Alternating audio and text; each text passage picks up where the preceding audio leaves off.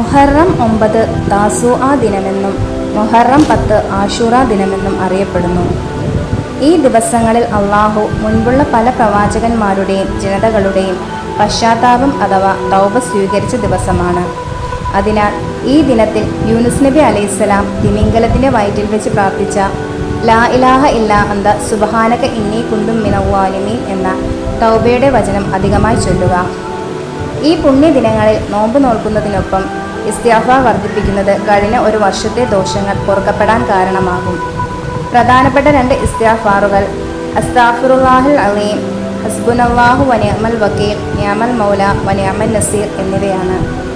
നോമ്പുകാരനായിരിക്കുമ്പോൾ നാവ് എപ്പോഴും ദിക്റുകൾ കൊണ്ട് നിറഞ്ഞിരിക്കുന്നത് ഉത്തമമാണ്. ഇനി പറയുന്ന ദിക്റുകൾ മുഹറം 9-നും 10-നും ആവർത്തിച്ച് ചൊല്ലുക. സുബ്ഹാനല്ലാഹ്, അൽഹംദുലില്ലാഹ്, അല്ലാഹു അക്ബർ, ലാ ഇലാഹ ഇല്ലല്ലാഹ് എന്നിവയാണ് ആ ദിക്റുകൾ.